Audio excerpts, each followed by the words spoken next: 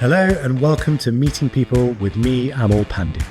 Meeting People is a podcast where I have long conversations with adventurous, rebellious, and sometimes courteous free spirits.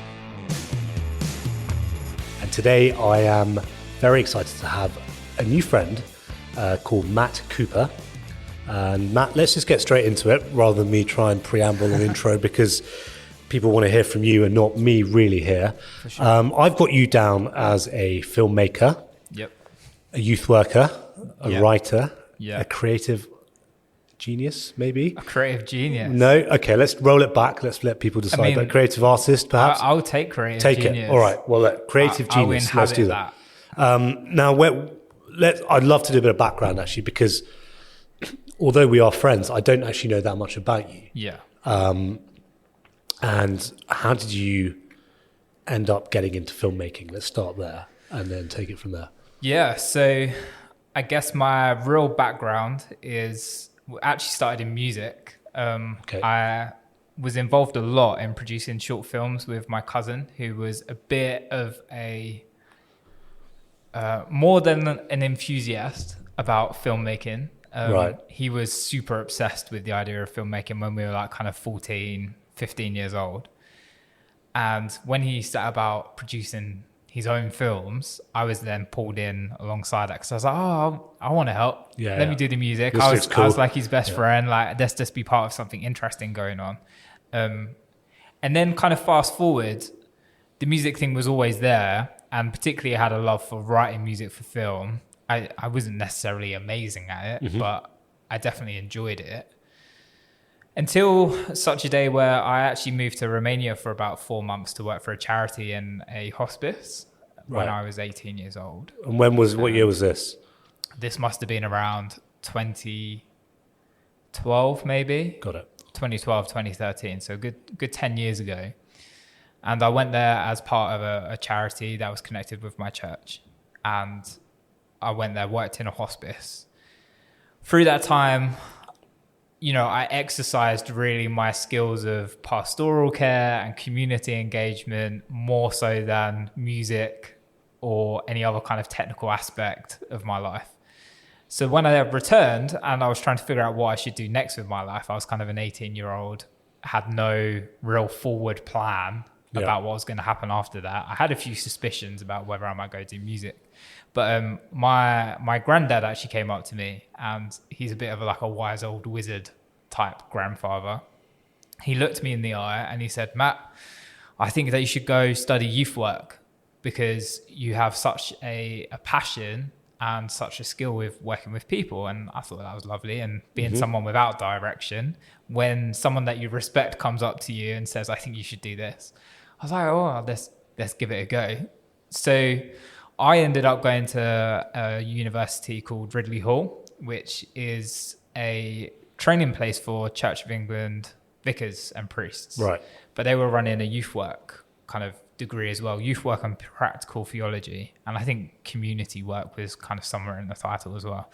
I went and studied there in Cambridge at the same time as having a job in East London in a church working with young people.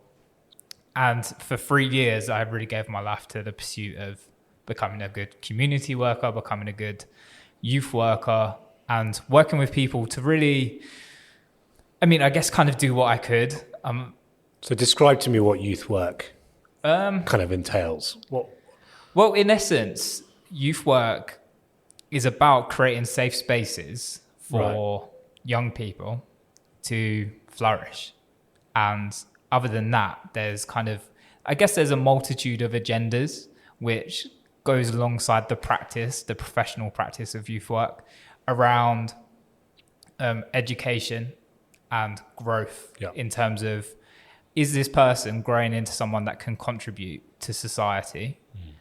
But also, is this young person growing in such a way where they kind of feel fulfilled, where they're safe? That was always a really big one, especially in East London as we were rising in the knife crime. And safe spaces is quite a loaded term, isn't it, these days? Yeah, for sure. And I'm guessing, you wouldn't use that term unless most of the people you're working with were in unsafe spaces for most of the time that they were probably not at school. Yeah. So does that term, the use of that term, safe space, kind of frustrate you sometimes when it's applied wrongly? I think it's said in optimism Right. more than anything else. I think there's an absolute necessity in our country, particularly given the lack of resource that's been put into it by the government in terms of creating safe spaces for young people. Obviously, I came into youth work at a time where the Labour government was very much like their work, some of what I thought was their good work, that was like ending their youth spaces, the careers services. They were all kind of dying out. So these third-party organisations had to step up and provide what they could. In my experience, it was mainly the church that were doing that, or other faith-based organisations who were stepping into the kind of fold and saying, well, someone's got to create a safe space because literally our streets are full of young people being stabbed. They're full of underage pregnancy, rape, all manner of, intense, horrific things that young people are living through. But it's suboptimal ways to kind of grow up and become a useful part exactly. of the world. And don't get me wrong, I'm not saying useful as in the kind of, I don't want to, I never wanted to filter young people into being this narrow kind of good citizen. For many a times if it came about conforming to rules, like I kind of almost actively didn't want to help young people conform to rules because if you push that too far, that's not necessarily helpful either. I don't want to pacify young people from being courageous and loud and bolshy and making big statements. Like, never want to crush that. But certainly there's something about, if you're a criminal or you're overtly violent, then you can't contribute to society and you can't be part of the bigger picture of making, whole communities better for everyone. So in terms of creating a safe space, it was very much about, if we create somewhere safe as youth workers where you can come explore who you are away from danger or prejudice, or even school where the pressure is so high of kind of achieving academic success. Well, look, I just want to rewind a bit then, because, what was school life like for you, and how did you end up? Did you have any idea? You said you got some pointers from your granddad who kind of gave you a bit of direction, and you said you were maybe lacking in direction before then, but was school therefore a source of frustration because it didn't give you the direction you wanted? Or what frustrated you about it? I mean, I think I was always quite independent. Okay. I wasn't necessarily that great at making friends. I probably sat closer to the kid that walked around the playground on his own than anything else. I don't think I was... Which, looking at you now and talking to you now, is quite, as ever, these... not everyone's the popular kid at school, but, it does surprise you sometimes that people just take time to flourish. To be honest with you, I think late puberty did good things for me. Really, I didn't grow in confidence, even physicality.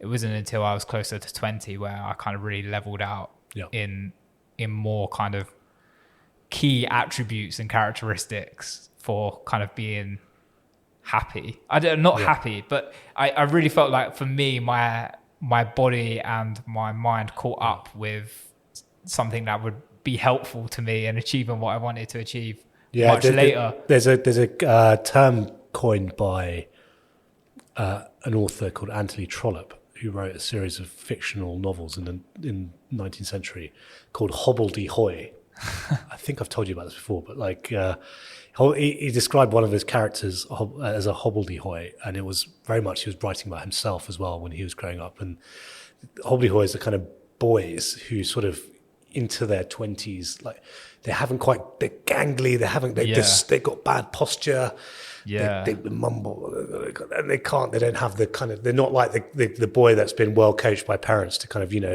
stand up straight with the violin and run the 100 meters with absolutely not.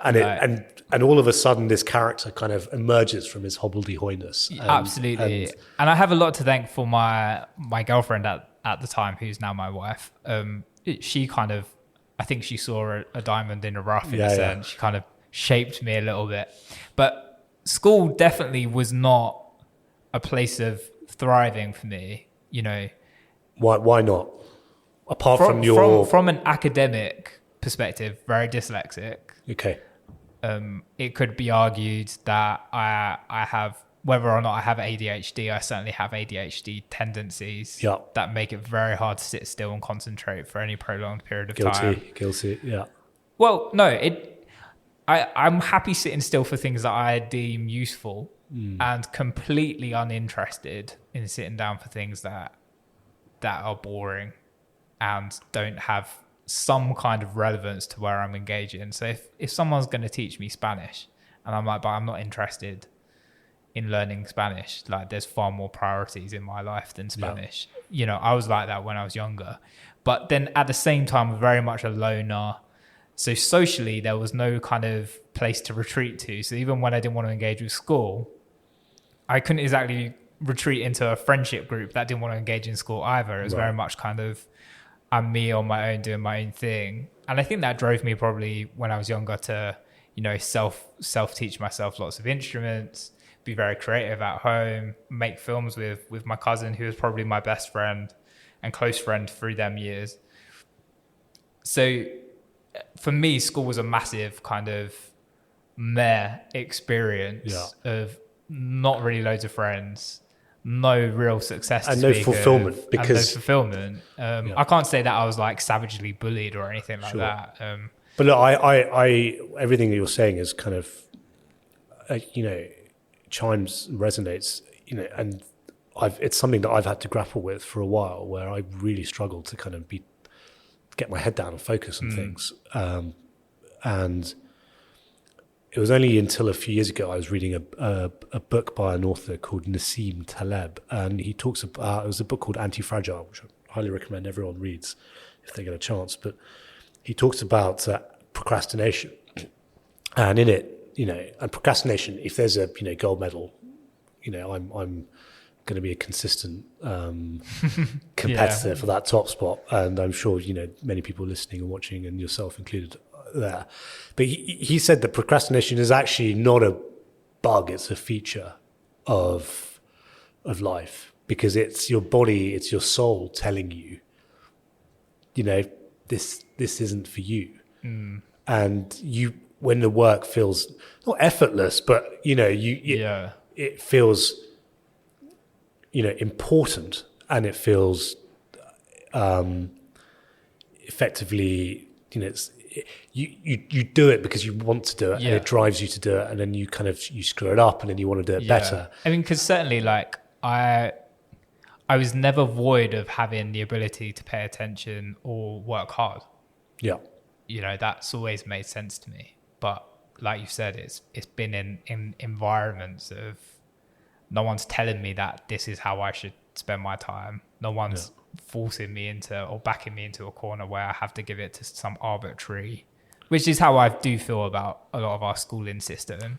Well, this will be the third podcast where I start moaning about. Exactly, So we're not going to go there, because I was at the other two. We don't need to. But I think if jumping into my youth work, there was a sense of, and this is actually why I exited youth work after the 3 years of studying it, was because I couldn't, what would be the right word, bring together this idea of building a safe space for young people, but also seeing them and witnessing them having to go through our academic system in this country. And I felt like, if anything, I was only going to be a bad influence for pushing against that too hard. Right. And being like, yeah, don't worry about paying attention in school, because school sucks. Right. But these kids have to live through it. Yeah. You know, they have to go to school relatively. That there's no good being a youth worker sitting outside of it again. Yeah, no, you're right, it sucks. I couldn't like bring them two things together, them two words together. I'd be like, I'm fully endorsing like the way that we're looking after and educating young people in this country. It doesn't make sense to me, and thereby I'm not actually an advocate for like helping them through something, or at least I'm an advocate for them being healthy and educated, just not the way that we're doing it. So it made there be an impossible tension of being a good youth worker. Yeah. So basically, you at the same time, I'm guessing in your spare time, you were doing a lot of creative stuff, your music, you were making films, and then you decided to go to Romania. So what? So Romania was actually before the university Right. thing. So Romania was the catalyst for working with young people. Got it. I think there does seem to be. I grew up in church, and I'm still very much Christian. Spend less time in church these days than I used to. COVID had a big effect on my relationship and my life with going to church every Sunday morning. Right. That's probably the longest lasting effect that COVID and lockdown really had on me. But we can dive into that later. Maybe. We can dive into that later. The kind of continuity for, what was the question? I've forgotten. I've lost my train of thought. Yeah. So basically, you decided that youth work isn't for you. Yes. And you were at the same time in your spare time doing kind of your creativity stuff. Thank you. So through church, through working and studying youth work, working in youth work, there was obviously this creative thing growing in me that mainly played itself out in music, even still at that point in time. I was playing a lot of music. I was doing a lot of music in church, in my job. But it got towards the end of my degree, and we got asked about it, got to dissertation time, and I wasn't a big fan of the writing still being dyslexic. That hadn't gone anywhere, and I was kind of I was growing in my enjoyment of writing, but certainly wasn't like kind of thriving in that art form. And when it got to the dissertation time, I was like, oh, screw it. I'm just going to make a film. And I didn't own a camera. I didn't know how to make a film. I'd never, apart from helping my cousin make films where I was doing the music, I had never held a camera in my life. Yeah. So I took the opportunity when it got there to say to the people leading my course, could I make a film instead of doing the writing? And they were like, you can't avoid doing the writing, but you can do less writing if that helps. And I was like, less writing is good for me. Yeah. So I borrowed a camera from my cousin who I'd been making these films with when I was a child, and proceeded to make a documentary instead of doing a dissertation, basically. And that was my first real leap into the filming world, like right away at the end of my youth work degree, where I put together this documentary which was all about contextual theology, right? Which to this day is probably one of the forming kind of pillars underneath all of my work. It's this idea that the way theology is the way of us thinking about God, essentially, and contextual theology is about the influences and the sources from which we draw our understanding of what God is like. And so for Christians, for example, the contexts of the theology would be really heavily invested in the Bible, the holy book of Christians, all the way through to I see God in just the person walking down the street or the tree over there. And there's like a spectrum of all of them contexts. Don't want to go into it hugely here because I don't remember loads of it. But I made this documentary that I then presented back to the organization I was working with and said, this didn't go down particularly well. I was like, here's a really honest reflection of what you say that you're doing, but I've done all these interviews with people in your organization and your church, and they don't quite line up. I don't remember exactly why they don't line up, but it was this moment of stepping into, I could communicate really effectively through making films. And that kind of brought together the two kind of fundamental pieces of my work for the last 5 years, really. So you finally found your voice effectively in a way that you couldn't through the written word. Absolutely. And then you decided to kind of build your career around that. Is that right? Yeah. And the written word has come back around now as that's the thing. Writing a book. So it's funny how it works. But what happened after that is I needed a job. So I finished my degree, made this film real high. I have 6 weeks, basically summer off in preparation for getting married to my fiance. And I'm basically being a bum during that kind of 6 weeks, just like living the free life after finishing a job and uni and going, what the flip happens next? And the only thing I'm actually like, this film that I made was nowhere near good enough to actually get me a job as a filmmaker. Like it was probably shockingly awful. Have you seen it back since? I mean, I found a couple of the interviews, and Right. it's not pretty. It's not good.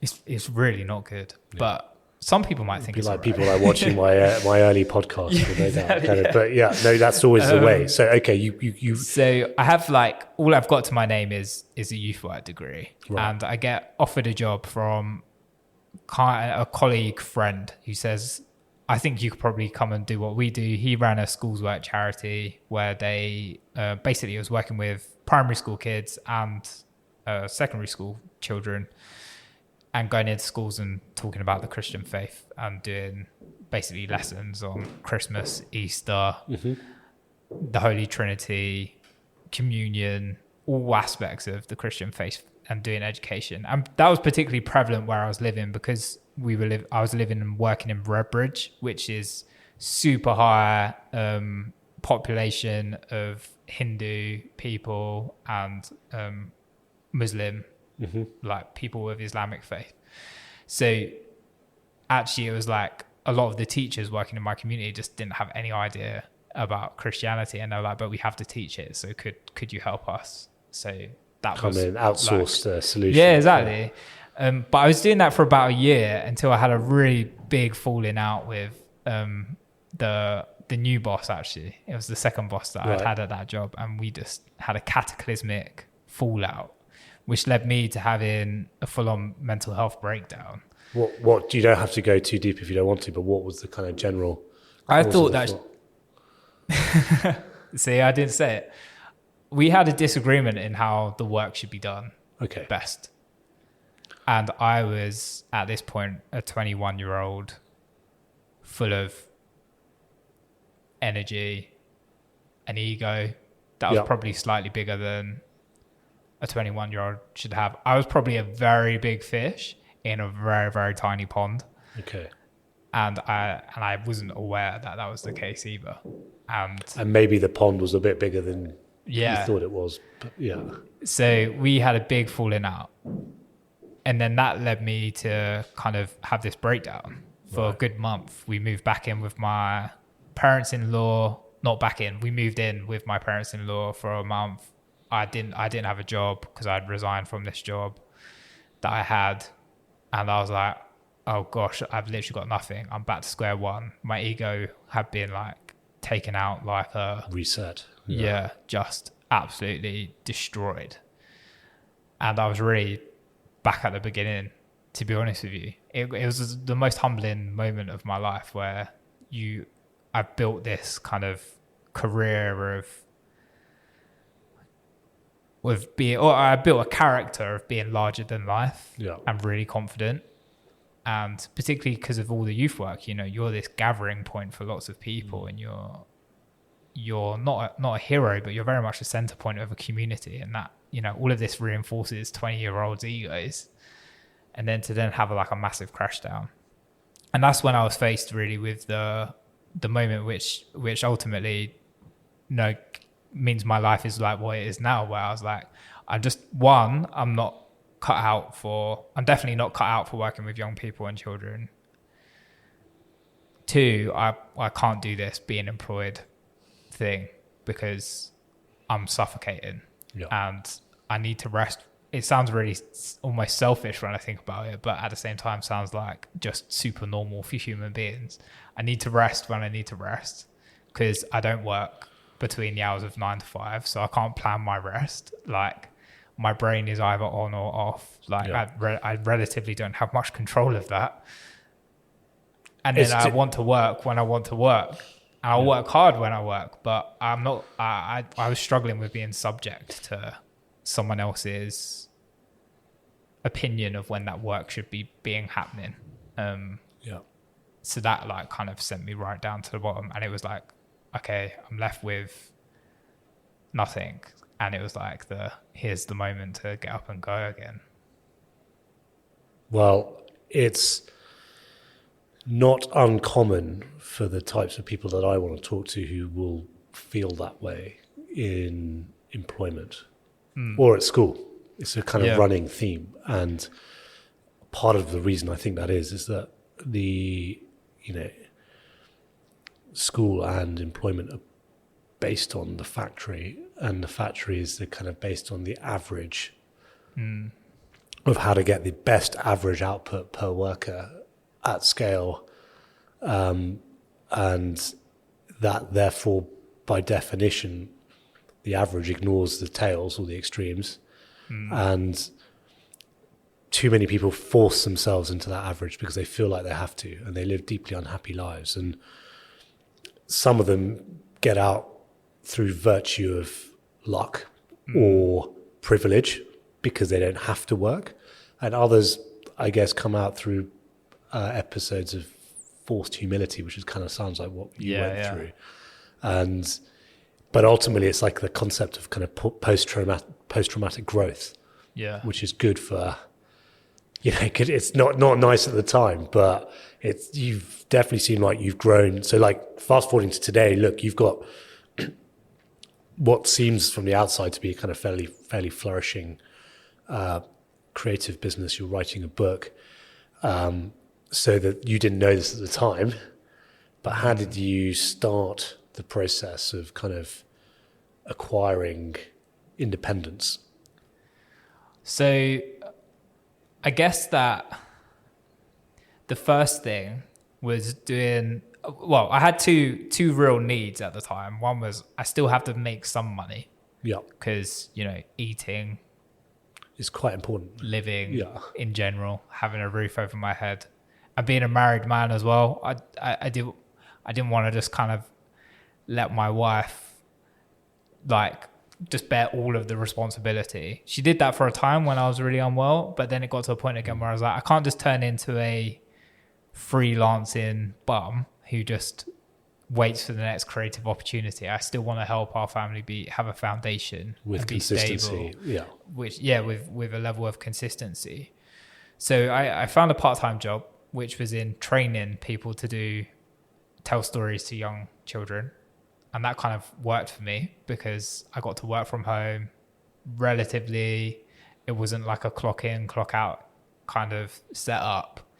And I just had to teach people how to do what I used to do. Yeah. And that was nice because it meant that I got to work with adults primarily. And that was very much just this is a part-time job to make some money. On the side of that, I was taking every creative opportunity that I could find with or without pay. Right. It was jump into everything. It was have a camera in your hand and go. Film everything. Every time you meet someone, say, I can make a film for you. I can make a film for you. I can make a film for you. And slowly, I went from earning £0 for making a little video for that person to someone else paying me £250 to film their spoken word, to jumping into making a really awful website for a small charity, and just slowly building taking skills. on different skills.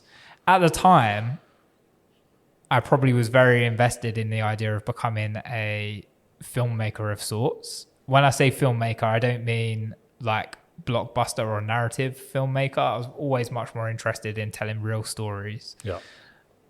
Not that narrative filmmaking, like blockbusters, don't do that, but interviewing real people and much more documentary-led filmmaking. Yeah.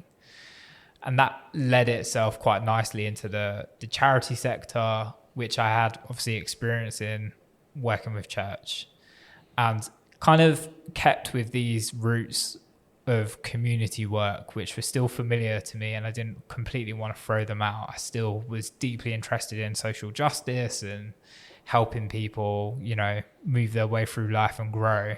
So it was a natural kind of pairing together of I could make films for charities. Do you have any heroes in the kind of film world that you look up to, or documentary makers or practitioners that you kind of inspired you, or was it all just bottom up?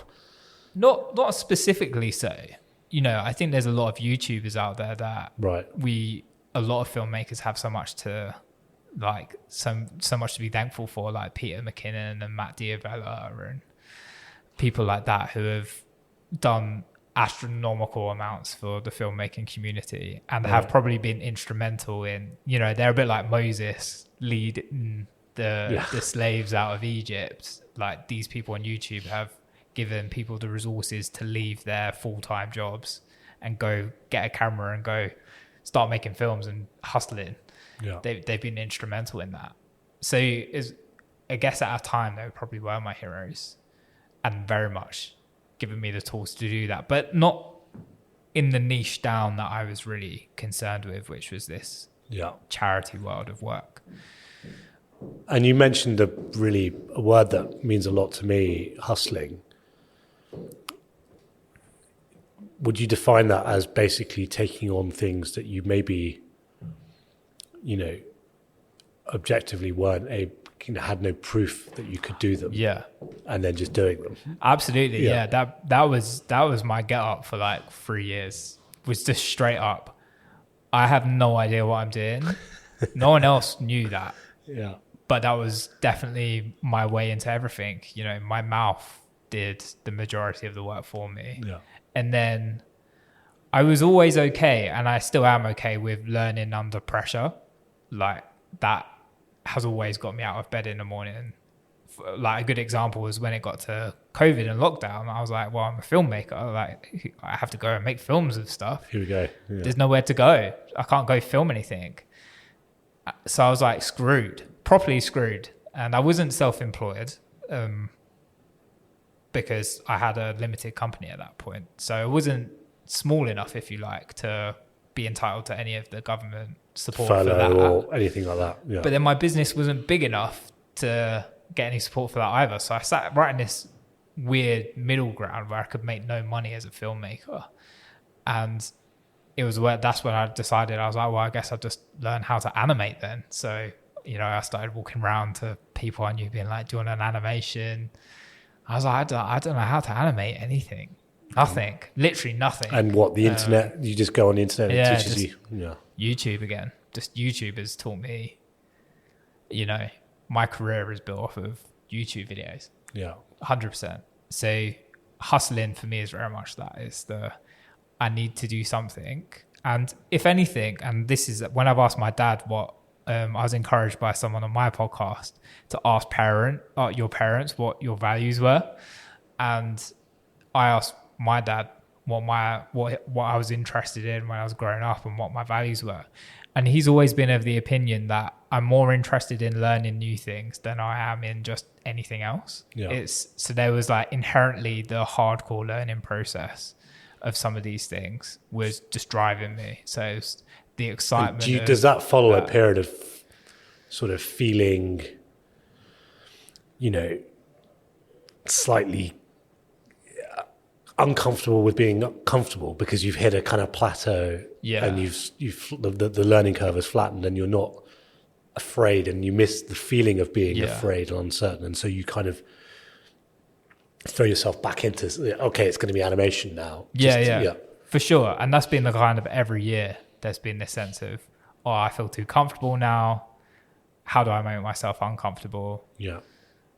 And that was where like this skill set and that happened a few times, filmmaking, photography, animation, web design. That's kind of been like the story of the last talk about 4 years. Talking about kind of throwing yourself into discomfort. Ukraine. Yes. Tell me about that. So I still had maintained quite a lot of contact with, I had dropped contact with Romania from my time of when I lived there, when I was 18. And it just so happened by chance that two of my really close friends were starting a charity to work in Romania. Did I say Romaine? No, you said Romania. I said Romania. Yeah. They had started a charity in Romania and they invited me out there to initially go make one film. And this was in 2021. And I went out there, made a film with them there. And then it just so happened that it was March 22, wasn't it, that Ukraine really kicked off, or February 22, that I'd been invited to go back and make more film work in Romania in March 22. And it was literally as we were, you know, going that week or something that we hear the news of a war breaking out in Ukraine. And we're faced with a bit of a predicament because we've got tickets to the neighboring country. Right, the place where we were going was quite near the border of Ukraine.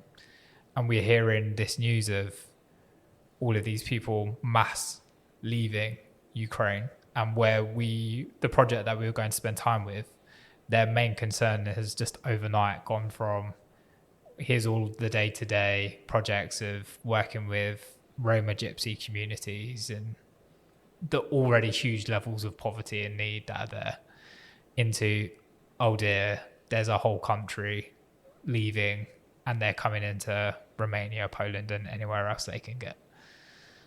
And, you know, you're faced with a moment where they're like, are we still going? Are we still going to one of the new, most like refugee, like intense crises on the planet at the current moment?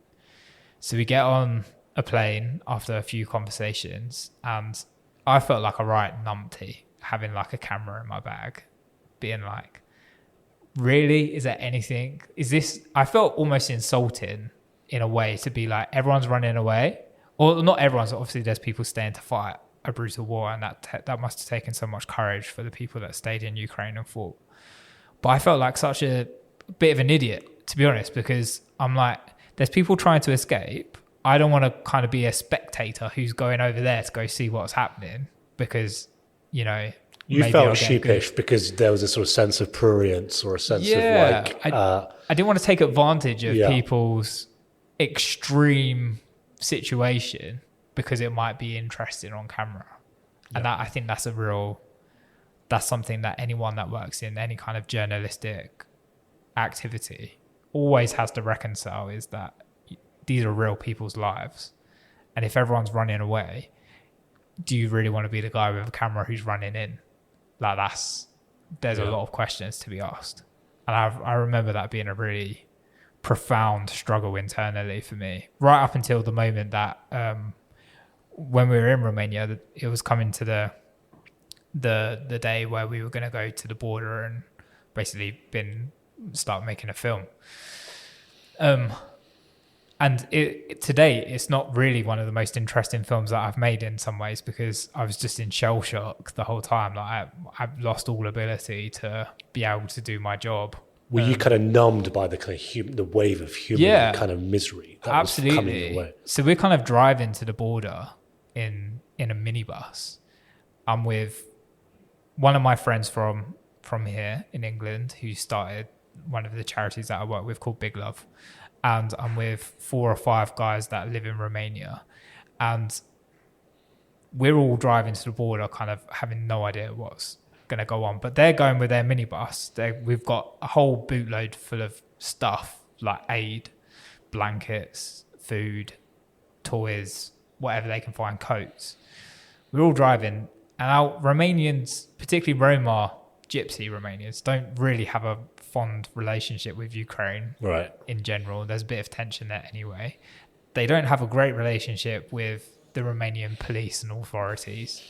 So going to the border, which is full of Ukrainians and government authorities, is not really where Roma gypsies who I was with, it's not a natural place for them wanting to be. But they're so concerned at this point with this is so devastating and they just want to do something. So that in itself was kind of magic. Yeah. The kind of human barriers sort of came down. Just completely fell down. Yeah. And we're just driving in relative quiet towards this border. And literally, do you know the term prophetic fallacy? Yeah. Where the weather echoes the emotion. It was like we were living in prophetic fallacy. It went from kind of a healthy 5 degrees where we were staying about an hour from the border. And I kid you not, it went from green fields to white fields. It went from 5 degrees to -10 in literally an hour's drive. Yeah. And you get to the border and it's the coldest place I've ever been, like straight up. Yeah. Before we talk about any crisis, it's freezing. Yeah. It's unbelievably cold. I can barely keep my hands out of my pockets to hold my camera in my hands. Then you look at this river, which is called the Danube River. and it's maybe 100 meters wide, and you hear the news from different people. There's queues of people that are thousands and thousands of people long, waiting to get on this tiny little ferry that crosses the Danube River, normally designed for going across, twice a day for one truck, is now, extraditing, helping people get out of Ukraine. And you're standing there going, what the flip is happening? And the most striking thing about the whole experience actually was that, unlike some of the other places where I've been and done humanitarian documentary work where people look poor, they look like life has really hit them hard, everyone coming out of Ukraine looked like me. Yeah. They're wearing their North Face coats. They're not, these aren't poor people. This is war hitting. This is people like me who live in a 4-bed house with, the same luxuries as I do, and they're running away. And that hits you hard because, if they had nothing and they were running away from nothing, then it's almost like the same kind of humanitarian story you hear. You get desensitized to it. Yeah. And I definitely found that, amongst my friends and peers and people I work with, that this war in particular, because it was so close to home and it was, one kind of European nation on another European nation, just with the concept of crossing the border and invading, and there's all sorts of justifications and counter justifications we don't need to get into, but it really captured people here. Yeah. It's, everyone has, and it almost became political after a while, but the initial reaction was quite stark where, you got the WhatsApp profile photos being the Ukraine flag and people just kind of trying to show their solidarity. Absolutely. Not necessarily with the politics of it, but with just people who, as you described it, just one day they're going to work wearing their North Face jacket, and the next minute they're trying to get a boat across the border. And you saw that. Yeah, straight up. And I think that was kind of fundamental for me in terms of as a filmmaker, with this wrestling with this juxtaposition of there's a really good photo opportunity there, but I shouldn't take it. And that has definitely, when it comes to my documentary work, that's become if you in order to take a photo or a bit of film of someone, there's this sense of you've either got to leave them with the same amount of dignity that you found them in, or you've got to increase their dignity by taking the photo or filming them. If there's any chance that their dignity will be decreased because of the photo, then don't take it. How do you take that call? Because there's the same situation with two different people will have completely different outcomes. And, one person may go, you need to spread this message. You need to take this back home. It's your duty. You're here as a messenger so that people know what's going on. And the other side of it, someone might be like, how dare you kind of visit the zoo in my time of, misery to then profit off it in inverted commas, or build your own profile for your own. So I guess it's down to kind of what you're. I think there's it would be wrong to say there's a science to it. Correct. Yeah, I can see that. In reality, it's a human looking another human in the eye situation, and just gauging in that moment. Particularly on that day, there was these moments where it was only women and old people coming across and children. There's no men anywhere. So straight away, at being a man who's there, straight away you're feeling the absence of their husbands and their partners and their brothers. So straight away, there's like a natural call upon you. I don't know how best to describe this, but straight away you become I felt very protective of everyone and wanted to, create space for them, create safety for them by virtue of the fact that their partners, their husbands, their brothers, their fathers weren't there to do that. You had a genetic conditioning that kind of kicked in. Survival. So straight away I'm at war with myself because of that in that particular situation where you're like, the people that stereotypically would do the protecting, they're not here, or they are protecting them by fighting a war. They just happen to be 100 miles away over there. So straight away, there's like if they were here, would I still take the photo? If their husband was standing next to them, would I still take the photo? If their son was next to them, would I still take the photo? I see. So you were questioning whether you were kind of taking advantage of their lack of yeah, got it. Right. I hope that doesn't come across as kind of overly stereotyping gender roles, but there was that was a real feeling that I was experiencing in that moment. The second thing is that, you know, it's like these people were broke. That's it. Yeah. You know. And it doesn't take a rocket scientist or a photo to tell people that they were broke. You're upping sticks. You're leaving everything behind. Yeah. I don't know if you've ever watched Schindler's List or read the book. It's a phenomenal film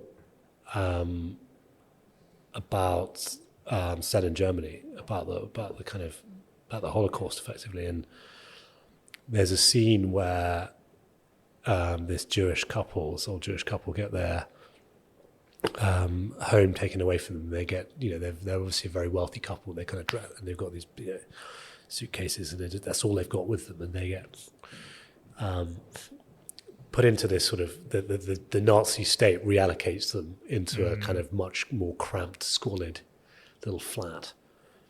And they walk in, and the wife's like, it could be worse. And then the husband kind of looks at her and kind of disgusts, going, how could it possibly be any worse? And he shouts at her, not in regret, but in a kind of out of frustration.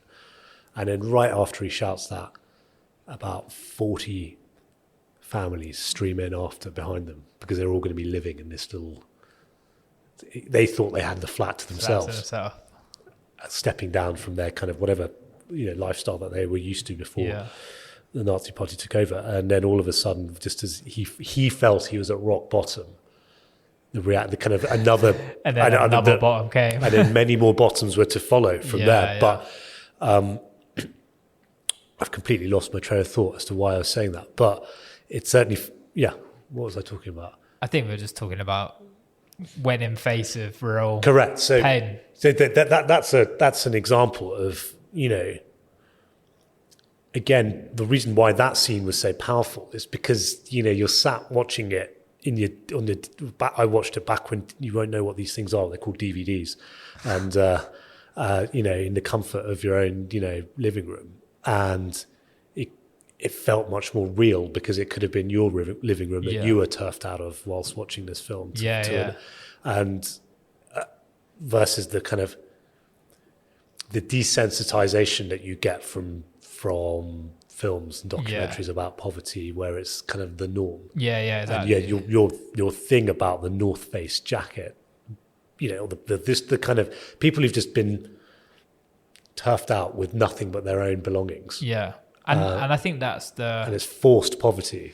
I mean, don't get me wrong, it's when it comes down to it, poverty is poverty. It's like and it's hard to say, their pain is kind of more pain or less pain than someone else, but certainly in that moment, them things resonate with you really deeply. It's that kind of hedonic treadmill. I don't know if you've heard of that term, but I haven't. But I think I know what you're getting at. It's sort of like, some people say, happiness is expectations minus reality, and when your reality overtakes, when your expectations are here, and all of a sudden it's the delta, the change that kind of drives happiness. And again, it sounds like we're belittling, or I'm belittling the kind of the people who are permanently in deep poverty because they don't know any better. But you're right in a sense. And, it's that, like what you're just saying, in the Ukraine situation, there was like this huge drop from, it was like normal and then cliff edge. Whereas in other places, that curve of poverty has been in decline for a long time. or flatlined for a long time, whereas Ukraine is instantaneous. Like, you had this and now you don't. Yeah. It's a light switch on off, and that was tragic. But I think So did you overcome? Sorry to interrupt you, but did you overcome the kind of personal challenges you have of actually you're out here now? You've got to put your craft to work and start filming. Yeah, I think that in the moment I was like, film it now, make a decision later. Right. There's in all of the work that I've done in humanitarian kind of documentary filmmaking or photography, I do have a bit of a take the photo now, make a educated choice away from the moment where you're not thinking, when you're not surrounded by everything, and give yourself some breathing room to make a choice. So in the Ukraine, particular in that moment, I did what I could. I couldn't do very much because genuinely I could barely hold my camera. It was too cold. Like, my hands were in pain every time I took them out of my pocket for longer than a minute. It was the coldest I've ever been. So we made this film, and even though it only did a little bit of good, it did like spearhead a fundraising campaign that raised, X tens of thousands. Brilliant. Which is great. I mean, relatively to people fighting and losing their life, it's tiny. But everyone's got to do their bit, haven't they? Yeah, exactly. And I think actually now, when we first met, you had just come back from Ukraine, or you were I think you'd just come back, and we'd first got started chatting. And I kind of remember, so basically for context for people listening, we're filming this from... it was Albania. I had just come back from Albania when we first met. Got it, okay. That was a different... that's a whole different war, yeah. That's a whole different war, yeah. Crikey.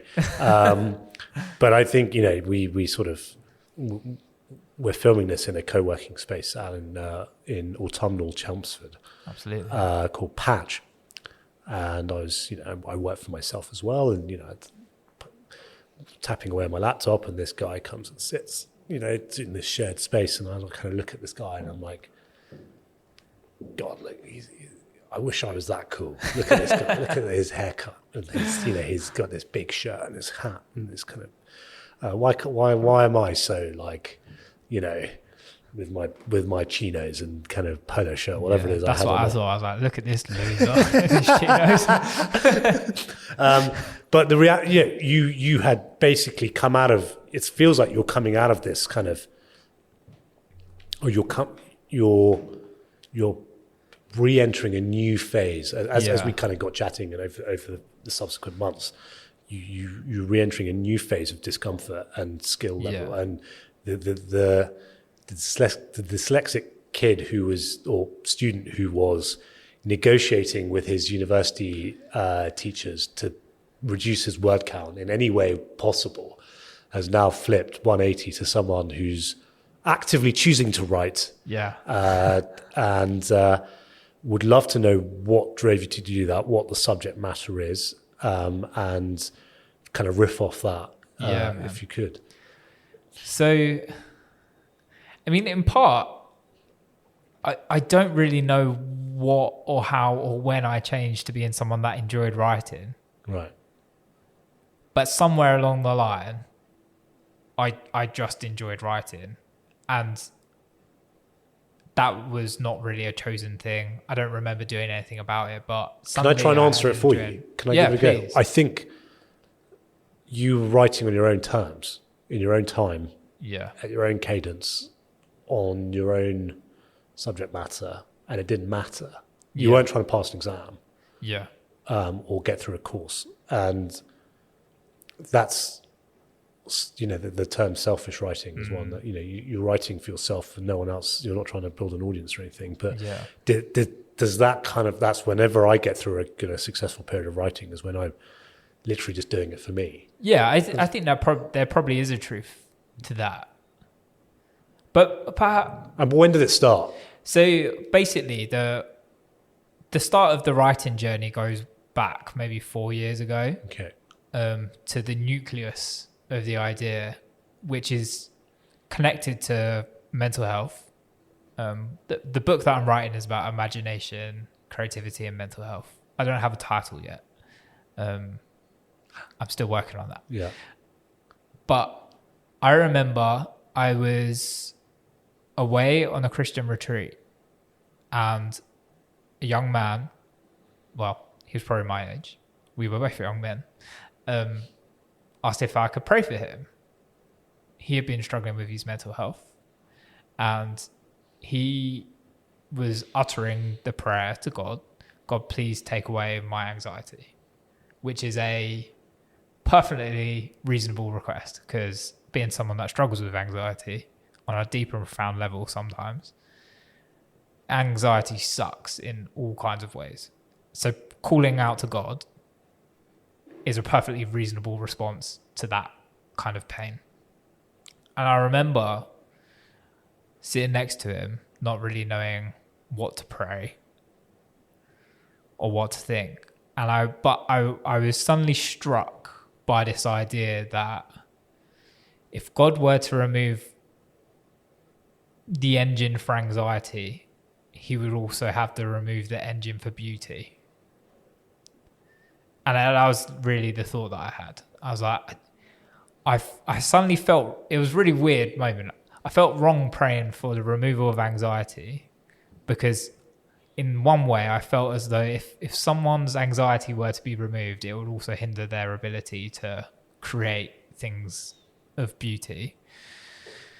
And then I started a process of reconciling that for myself as someone that has anxiety and would love nothing more than to never have a day of feeling anxious about, you know, a little mole on my arm being cancer, or, you know, kissing. Anything. Look, anything. Yeah. You know, all of the little triggering moments of anxiety, I'd give anything for that to go away. But I had to go on this journey of going, well, where does anxiety come from? Why do I have anxiety? And why, when I'm producing, and this was a genuine thing, and it might not be the case for anyone else, but why, when I concentrate and give purpose to my imagination, does the anxiety seem to be a little less potent? And went on this discovery process of, how do you manage your imagination? How do you become a friend of your imagination so that you can walk alongside it in the pursuit of beauty and still give it room to be reasonably anxious, because it has to be in order to protect you so that you don't do anything stupid. You know, there's a level of anxiety that is absolutely necessary. Evolutionarily. And designed to protect us. It's that thing that says, don't jump off of that, or don't touch that, or, you know, don't go sleep with that other woman. Your imagination has to spark up in order for you to think about the consequences of your actions. So that level of anxiety is obviously helpful. But I certainly found that there was this, if I was intentionally like paying attention to creating things of beauty, and by beauty I don't just mean the narrow sense of beauty in terms of a beautiful painting. I mean beauty in the sense of paying someone a compliment, the beauty of making a cup of tea well in the morning, the beauty of putting the right amount of salt on your dinner, the beauty of editing a film, the beauty of a good conversation. You know, by beauty I mean the fullness of life kind of you can bring into it. So as I was going along this journey over the last four years-ish, and this kind of thought process is just really unraveling very slowly over periods of time, and I'm listening to other people talk about other kind of really key concepts about, you know, order and chaos, and how much that kind of sinks into our bodies, and, you know, how the imagination is kind of this chaos machine and it just produces disparate parts, and then there's also other parts of us responsible for bringing order to the randomness. Almost like your imagination is like Lego blocks all over the floor. Sometimes you can step on a Lego block and it can kill you. It can like be the most painful thing. And sometimes you can, build it into something that adds value. And I'm bringing all of these pieces together, gathering them together in my head on my own. And then you get to a point where you're like, oh, I think maybe, just maybe a tiny little bit, maybe someone else could learn something from some of the thought process that I've gone on. And initially I was like, well, I'm a filmmaker, so I should make a film or a documentary at least. But really I began to hit, so I started making a documentary about the subject. And what I began to hit was I really needed to find some new words, new sentences, new paragraphs in order to properly structure out the thoughts that I was having, because none of the conversations I was having were kind of scratching the itch of articulating this thing that I thought was prevalent to humanity. So that's when I sat down with, a couple of blank pieces of paper and just started to articulate what was in my head. It's amazing because, the amount of people that I look up to who say, for example, there's a entrepreneur turned investor turned writer, philosopher, whatever you want to describe him as, a guy called Paul Graham, and he wrote an essay recently called Why I Write, and him alongside other people kind of recognize that it's a kind of it's an autodidactic tool. It's not necessarily marketing. It's about putting what's floating around your head onto paper. And when you try and do that process, you realize, oh, actually, this isn't as well thought out as I thought it was. Or the actual action of writing, it's not like you've got these thoughts and they just need to go, or this structured idea and it needs to go onto the page. The act of putting it on the page makes you realize where the holes are, makes you understand it better. Then you can put it back into your head and mix it around. Exactly. And you kind of figure that out without having to read Paul Graham or whoever, Neil Ferguson was the other guy who said this. In a sense, maybe this was, I am in ultimate levels of gratitude to the people that ran my degree, because they were brilliant thinkers. Like I couldn't hold them from that. And even though I didn't fully appreciate it then, there was something about, like if you give writing real attention, you can articulate truths that are hidden from humanity, in a way that perhaps no other form of art or creativity can. Like if you can produce the right words in the right order, you can change the discourse of history. You only need to look at Martin Luther King, any of Jesus, whoever you want to pick through history. Like there's been words every now and then that have been uttered that change everything. I'm not for a moment professing that my book is going to have that level of effect. However, it could have that level of effect for one person. This is a common trap everyone falls into, is that, whether it's someone wanting to start a company or, paint a picture and the kind of, those that have been trapped by kind of the kind of that center ground, or that pull to average that we were talking about earlier, will often use the kind of, well, you're not Steve Jobs, you're not Picasso. And actually speaking of, there's a great Picasso quote about creativity in artists, and he said that every child is a phenomenal artist. The challenge is keeping, I'm going to butcher the quote, but the challenge is keeping them that way as they grow up. So it's the point that, you felt sheepish when you said that, kind of bringing up, certain people in life who have used the written word, or where the written word has enabled them to kind of scale their message. But the point is, it's almost like we've all got a responsibility to do it, no matter who we are. And I think inherently, my belief about humans in general, and this is probably a big belief, is that in our uniqueness as individuals, everyone has, something to utter into life, something to speak into life. Whether that be on global, national, household kind of influence, it doesn't really matter. But in our uniqueness, we all have words ideas, imaginings that can fundamentally change the reality of the people around us for the better. Yeah, and the worse. And that's the point, I guess, you're trying to make, is that this sort of anxiety to beauty spectrum that we oscillate between often, is that you can't have one without the other, because otherwise you have nothing, and then you kind of lose your, what makes us different to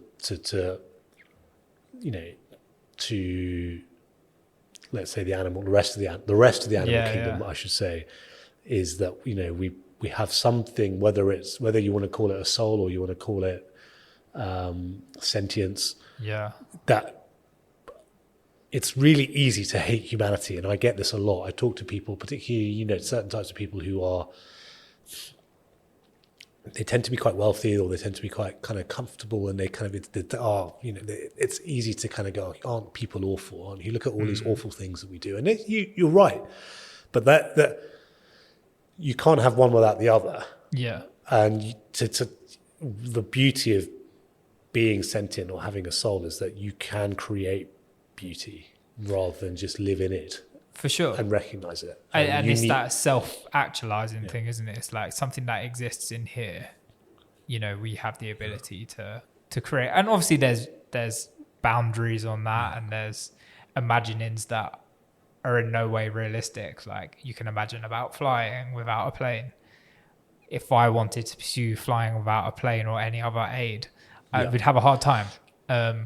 However, I think that it's... What I've found to be the case observing people is that their imaginations are kind of doing one of three things. And I think this is perhaps responsible for some of the profound mental health challenges that we're experiencing in certainly in England, but I would imagine globally at the moment. But also for some of the amazing innovations that are kind of speeding up rampantly is because our imaginations are relating to us, our conscious thinking, if you like, in one of three ways. One way is the positive, is it's our friend. People have learned to walk alongside their imagination, to trust their imagination, to let their imagination speak to them, and people give it air room to go, I'm not just going to ignore this fantasy idea of electric cars. I'm going to pursue the creation of electric cars. I'm not just going to ignore the idea that there's a different way of having energy. I'm not just going to... Or getting to Mars. We're trying not to talk about the same person here, but there are variations. I'm not just going to ignore the fact that there's not a Baker's in Chelmsford. Yeah. I'm going to put a Baker's in Chelmsford. That's someone who's walking alongside their imagination as a friend, and they let it have speaking room to them in the most positive of senses. And also in the sense that I think people that are honing like really healthy relationships are also in some ways real curators of their imagination, because the thought of I'm now going to actively mop the floor is an activity based upon your imagining of the results of mopping the floor, or not having the floor mopped. So there's a relationship there of friendship. Then you've got enemy, which I think is the prevalency of anxiety. Certainly, is imaginations just keep serving up like a sushi bar, where all of the sushi goes around on one of their conveyor belts. It just keeps serving up like disaster scenario after horrific things, and they just keep coming by. And that's for a number of reasons. That can be down to trauma, that can be down to an imbalance of biological chemicals and processes in your brain. However, there's certainly something to be true about the fact that once you're in that place of not having a friendly relationship with your imagination, it's very hard to move back into that place of friendship. So that negative relationship, which is for a whole bunch of reasons, which I'm exploring in my book, but I haven't written that chapter yet, that leaves us in one place. And then the other thing that we've got is it's just forgotten. And in that forgottenness is that the imagination is what I used to play with when I was a child. and now I'm void of imagination, and life is for staying in a straight line. And you could certainly say that of our predecessing generations, certainly post-war, where there's this sense of stay in your lane, get the good thing, stay in your lane, do it how it's meant to be done. Don't let your imagination, I mean, there's reasons for that, good reasons, but they're the kind of three things that I'm writing about. And I think number two enemy that you just touched on, I'm going to try that's dangerous territory that I'm kind of very unqualified to opine on, but maybe in number one and number three, which is friend and forgotten, like, is that right? Yeah. Is anxiety a kind of, is it almost a feature? Is it telling you, you're on the, there's something more to you. Don't just stick with this path, because, there's something more to you that you can, there's a potential there that is unfulfilled. And the anxiety is just a very bad signal at telling you that you kind of. Yeah. I mean, I think that probably we have such a broad understanding, or narrow understanding maybe, of the term anxiety, that it has maybe become only negative. And I would almost, because of the way that we use the word anxiety now, I would steer away from using that as like a tool for, is anxiety a tool for alerting you to positive change? Becomes a hard sentence to maybe discuss with someone who feels like they have deeply anxious. However, there is something of us where it is a warning, our imaginations are a warning system for going, there is more. Yeah. And that's just humans. Well, let me flip it then, because, or just to kind of contextualize it, I worked in sales all my life, and I got very nice. It doesn't happen too often, but I got a compliment recently about you're such a natural salesman. You're very good at sales, and it's something I wish I could do. Is what the person said. Now, trust me, people listening or watching, there are plenty of people who will not pay me that compliment, who I've tried to sell things to. So, mate, I'm sure there's tons of room to improve. But my pushback to that person was that actually, anyone can do it.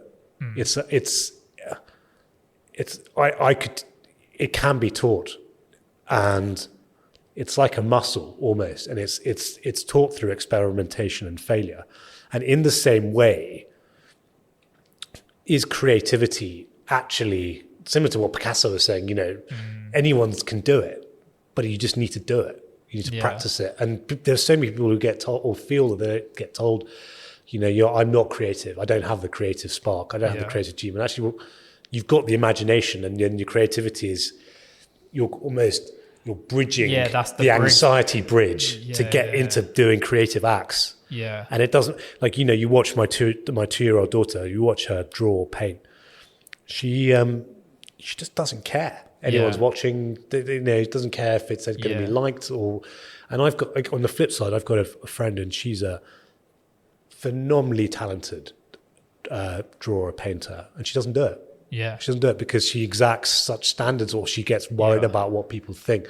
And actually, what people like Picasso did. I was just reading about Michelangelo the other, just very recently.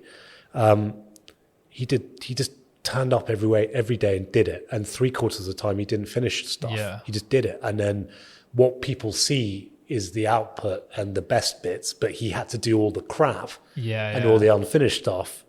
Yeah. And so it's a very long-winded way of asking you, can anyone be creative and do creative things, whether it's filmmaking or writing? Yeah. It's just a muscle that they need to act on and commit to and turn up to? Or do you think it is something that just is innate and in some people, and for the rest it's, you're going to count beans and you're going to stay in your lane and I mean, I think I think everyone is creative. I stand firmly by that. Or I think everyone has the ability to create, maybe a better way of saying it. And that's by virtue of creating atmospheres in rooms. we all know someone that says they're not creative, and then they walk in a room and the whole room suddenly everyone's like, oh no, they're here. They've created an atmosphere. So we're all creating. It is just a byproduct of who we are. Is everyone artistic? No, because artistic people have honed skill and tangible activity over a prolonged period of time. But does everyone have the ability to create, or the ability to learn how to create better? For sure. I think that where we get trapped is, one, we use create in a very niche sense of the word, which applies to the arts. And I think that's not very helpful. Yeah.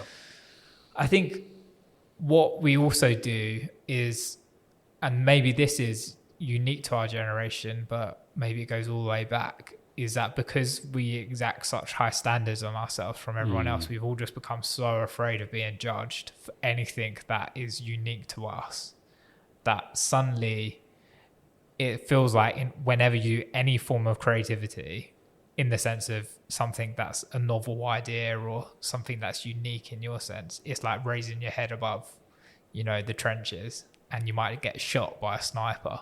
Yeah. So and it doesn't matter what scale that is. It's like, imagine someone writing a little poem and then putting it out on Instagram. In one way, people kind of go, who do you think nothing, you are? But then you feel the intense burden of the whole world is looking at your poem. Or, add in a bit of salt into a cake which doesn't have salt on the recipe. That can feel terrifying to some people, because what if the cake tastes bad? What if people don't like the cake because of my little bit of salt I added? Yeah. Every time we inject in originality or something that's unique to us, it's us putting ourselves out there, which makes the act of creativity just scary. Do you think also that, I remember when I was having a conversation with a friend who found out, not directly, that I'd started a podcast, or I was about to start a podcast, and he said, he was very open. It was a phenomenal conversation. He said, look, it almost felt I had something in my stomach churned of some, and it was almost like a mirror was held up and put into my face, where, you're not doing, why aren't you doing this kind of, it was the people the people who criticize people who stick their head above the parapet is often it's because they are, he wasn't doing that, he was being very open, but you pointing to the examples of people who kind of criticize, it's because they're having a reflection of themselves shown at them by other people's bravery or create. I'm not saying I'm brave, but for people to do things, because it's a reflection of their own lack of adventure. Yeah, and I just think it takes it takes so much courage to be creative. And I think the lack that we have is not a lack of creativity, it's a lack of courage. And that lack of courage is not always down to an internal system of just going, you're not courageous enough.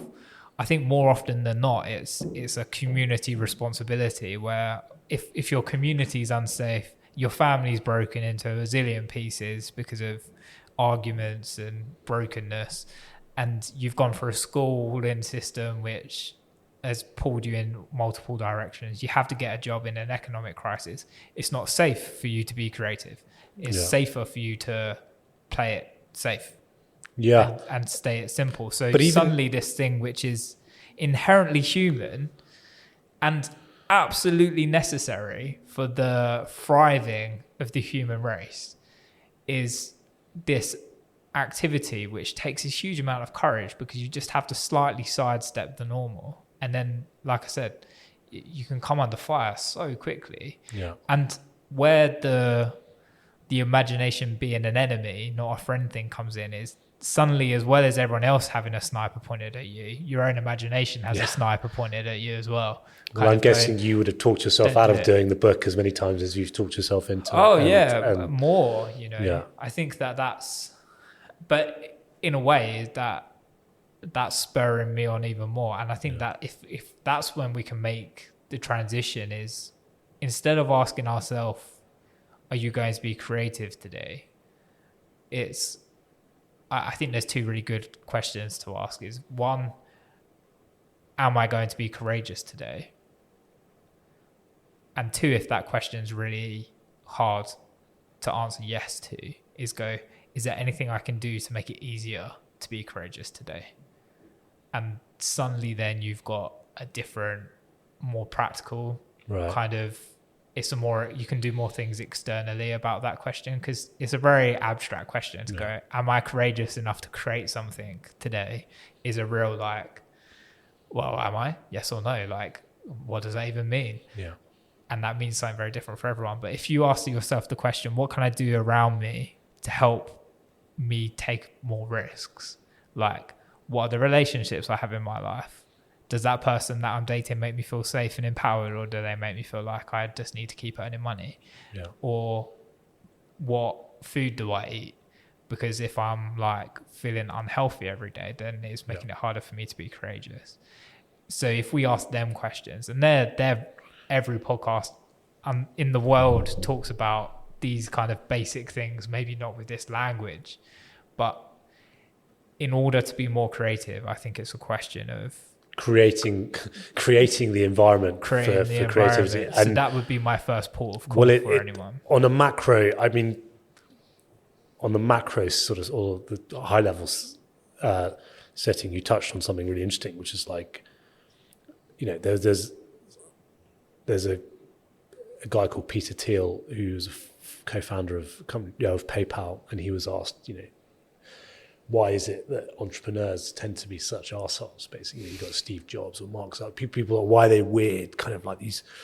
Do you have to be a douchebag and a weirdo to succeed? And he flipped the question and said, what is it about our society where only the oddballs are the ones who are able to overcome everything that's the one, so why is it only they're the ones who can kind of do the act of courage? And on the at the micro level, I think you're absolutely right. You need to create the preconditions. My only challenge to that would be something that I heard recently, which is that something that our generation or your generation, I don't know how you want to skin it, but there's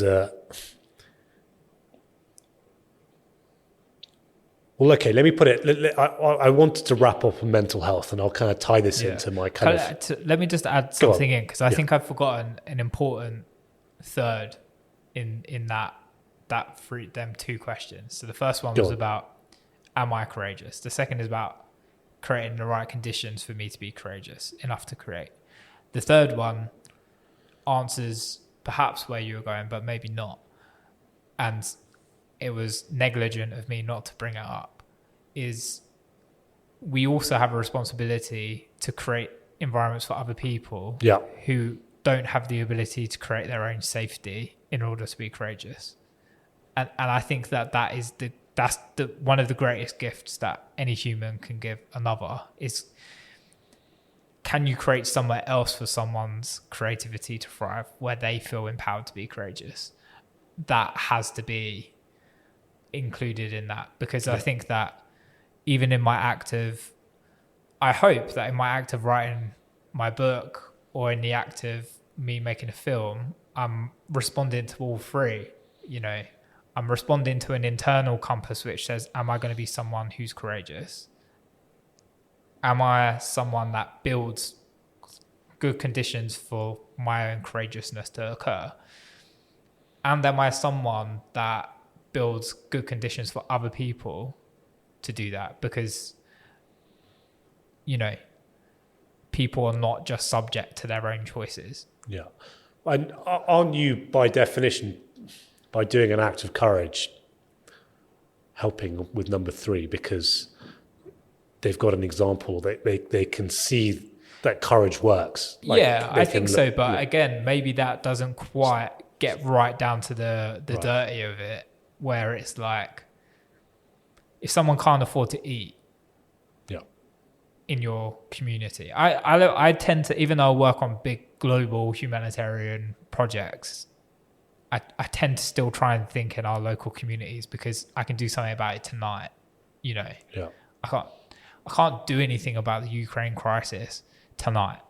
I can't. I don't have the resources to beat Putin, or to end the war. I do have the resources to feed someone if I know that they haven't got food. I do have the resources to make a phone call to someone who is lonely. Yeah. And that's something I can do right about it. And it's not some kind of like high level, by my courageousness of writing a book, Sure. they're going to feel inspired. It's like right down in there going, I am Roll here your with sleeves you. up. Yeah.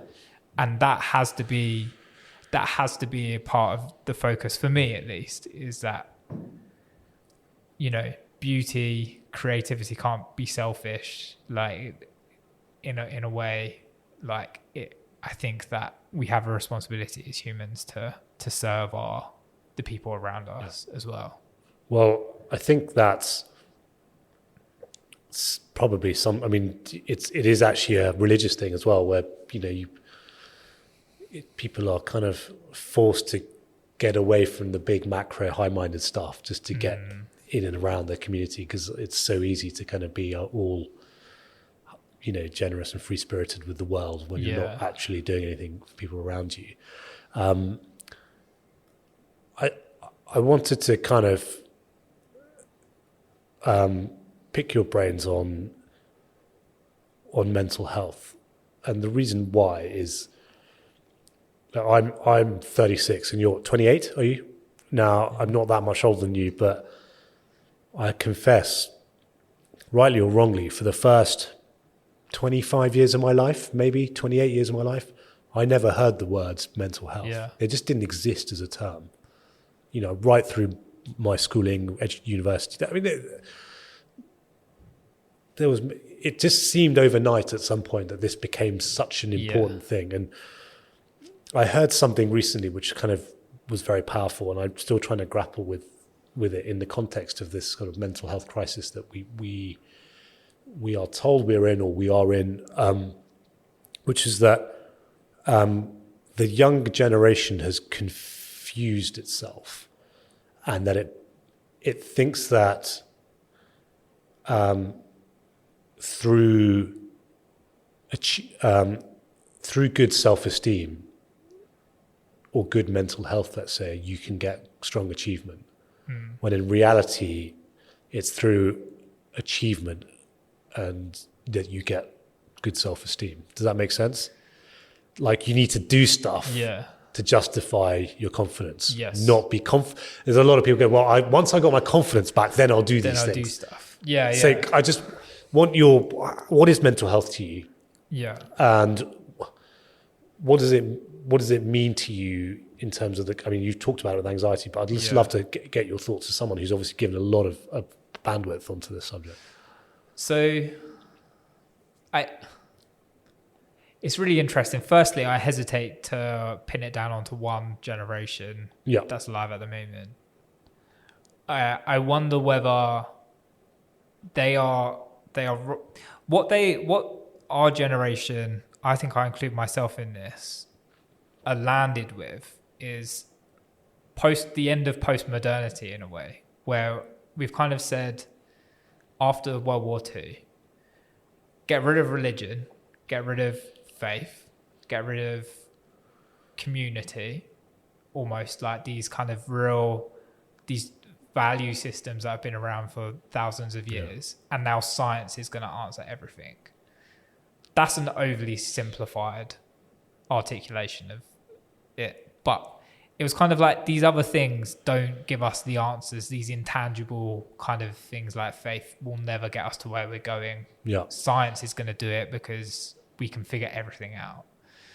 We've been living through that for the better part of 100 years, and I think have arrived at a point where we're going, science is amazing and done lots of stuff, but it doesn't answer isolation or loneliness or purpose or why or I don't feel good about myself today.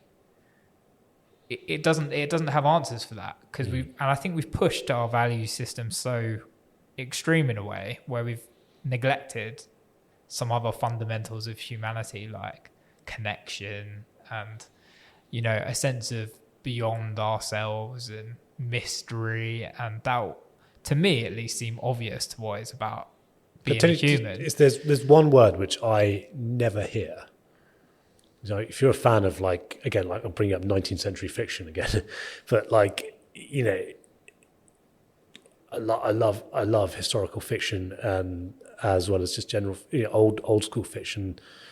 And if you, all the Hornblower fans out there who will notice that one of the words that Hornblower uses a lot is the word duty. Right. Yeah. I just never hear.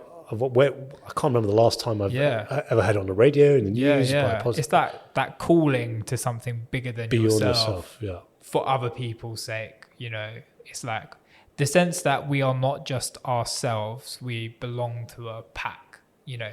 Even in our language, the whole thing of my truth and my thinking, there's elements of good and helpfulness about that, but there's other things which is, it serves to just completely tear us away from each other, because you never have to come to compromised consensus, which is why marriage is such a beautiful picture in theory, is because it's like two becoming one. That's our communities are about, you know, when we're unified despite our differences, people flourish, and that flourishing doesn't mean, you know, everyone's right, but yet they still flourish. Yeah. Because there's a safety net of a whole, of a togetherness. So which is positive sum. It's greater than the sum of its parts. Yeah, exactly. Yeah. So in a sense, I think in our pursuit of science, which has done many a good thing, we've maybe just not fostered some other kind of rich values which say it's okay to not always be right. It's okay not to be the most popular person in the room. It's okay to not be the cleverest. But it's really important to be connected in spite of all of the things. Well, it's amazing. So, science is, I guess it's filled a vacuum, but not realized it's the humility of its root. The whole point of science is that it's about falsifying things and only approaching things which can be falsified. Yeah. And if you read people like Richard Feynman, for people who aren't aware of him, he's, you know, Nobel Prize winning physicist, one of the most, you know, well-regarded people in the scientific community from 100 years ago. You know, you read his work, he's like, he says the beauty of science is that it reminds me how little I know. Yeah, yeah. And that how much I will never know, and how the point is you're dealing with stuff that is a very small subset of a whole reality, and science has filled that void of religion, and it has an inherent religiosity today, for sure, which has just not got that fundamental backbone and substance to it that the religions that have been around for a while do have. I think the other thing that it's done, I mean, I don't in any way put them against each other. I think the fascinating thing that our science and innovation has done is it's created a better world in many ways. You know, healthcare being a great example. People don't die as much. That's thankful to science. Computers, like the labor-intensive work of going down a mine doesn't exist in the same way anymore in our country. Not around the world, sadly. But what we've done is are you familiar with Maslow's theory? Hierarchy of needs. Is that we've kind of raised the foundation for the minimum standard of living, whereby, you know, we're no longer all working on farms where you wake up with the sun, you go do the farm thing all day, you come home, you eat, you go to bed, rinse and repeat every day. We've got a really healthy world in some ways, where we've now just got this abundance of time to think about, who am I? And this is questions which maybe we've never had as a culture, we've never had as much time as we have now to address these kind of. So the vacuum is ever more apparent. It's like, oh my gosh, like, you know, even with things like AI and ChatGPT being able to write essays, if you look at someone who's doing their A-levels, you know, you don't even need to really concern yourself in the future with writing essays, because a computer can just write the essay for you. So suddenly your demand on your time is even less, because you don't even have to sit down and write the essay anymore. Yeah. And you've got even more time to ask you questions of what's important. So there's just a more apparent void of time to be filled. And that must be really scary, because for anyone that I think that has probably struggled with their mental health, one of the scariest things to do is sit in a room on your own in silence. If you kind of magnify that and say we've got a generation of people that are, you know, metaphorically sitting in a room on their own in silence, having to address questions that so many generations before us just simply haven't had time to address because they've just had to be at work. Yeah. And so it's a really weird kind of conundrum that we've kind of positioned ourselves in, where we've done a lot of good things, but like with all the good things that have ever happened through history, we've just arrived at the next kind of problem of, oh, well, if we can live until we're 100 safely, what do we do until we're 100? Yeah. You know, if we're not working between 60 and 100 because we're retired, there's 40 years of gardening. You know, how do I address that inside of myself, that I have so much time to look for something deeper? And I think that they just don't have the right tools. I don't think any of us really have the right tools to really explore that yet. I think this is brand new. Yeah. But the diminishment of things like, you know, duty and marriage and things like that, I can't help. No. So look, as you know, I like to kind of wrap these things up with a thing that I call the long bet, which is, you know, I make it a 10-year time horizon. Why not 9? Why not 11? Who knows? But let's make it 10, because it's far out enough that it doesn't matter, but it's not so close that it's, you know, it's meaningless. What would you like to see happen with yourself or with the world over 10 years, or what do you think will happen? And if it's what would you like to see happen, obviously answers like world peace or people being kinder are discouraged. Yeah. I get that. Yeah. I would like to see more investment into how we better curate our thinking and our minds. I think that needs to be given some real attention on mass scale, not something for those that, not simply for divergent human beings that have the right conditions to flourish, but for all humans, that there is spaces and places where they can go to really explore their minds, but not necessarily under the guise of healthcare, just under the guise of this is just a good part of being a human. I don't exactly know what that looks like in practice, but you know, if the book that I'm writing as a side kind of contributes to helping people think about how they think, then that would be great. Yeah, kind of reimagining of rewriting, imagining. Yeah. Yeah. So when is the book? When can we expect to have this book out? I mean, I have just had a baby in the last 4 weeks. So congratulations. I haven't written anything for 4 weeks, so slowed down a little bit, but the aim would be certainly in the first half of next year. Great. And where can people find you in the meantime? Best place to find everything that I'm doing is on Instagram, Matt James Cooper, and there's links to my website, my film work, my podcasts, the thoughts on my book. They're all there. Great. Well, Matt, this has been a lot of fun. Thank you so much. And it's been amazing. I look forward to doing it again soon. Yes, it's been good. Cheers, boss. Cheers, bye.